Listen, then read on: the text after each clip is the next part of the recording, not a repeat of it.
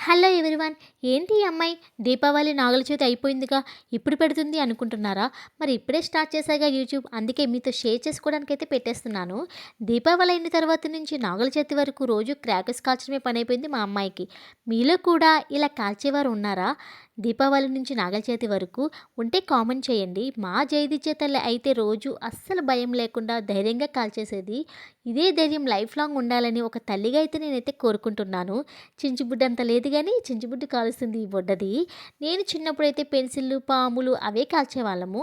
మా నాన్నగారు అయితే ఎవరి వాటాలు వాళ్ళకి వేసేసేవాళ్ళు. మేమైతే కాల్చుకోకుండా దాచుకునే వాళ్ళము. ఏంటో వీళ్ళని చూస్తూనే చిన్నప్పుడివన్నీ గుర్తొచ్చేస్తున్నాయి. అసలు దీపావళి ఎందుకు జరుపుకుంటారో తెలుసా? శ్రీకృష్ణుడు సత్యభామ నరకాసుని వధించి 16,000 మంది స్త్రీలను అతని చెర నుండి విముక్తి చేస్తారు. చెడుపై మంచి గెలిచినందుకే ఈ గుర్తుగా ఈ పండుగనైతే చేసుకుంటారు. చెడుపై ఎప్పుడు మంచే గెలుస్తుంది. అసలు ఈ కాలంలో ఎంతమంది నరకాసులు ఉన్నారో కదా! అలాంటి నరకాసులను చంపడానికి మళ్ళీ శ్రీకృష్ణుడు సత్యభామ వస్తే బాగుండేమో నాకైతే అనిపిస్తుంది. మీకు కూడా అలానే అనిపిస్తుందా? అయితే కామెంట్ చేయండి. అంతే వీడియో. ఈ వీడియో నచ్చినట్టయితే లైక్ చేయండి. అంతే గాయ్స్. Bye guys.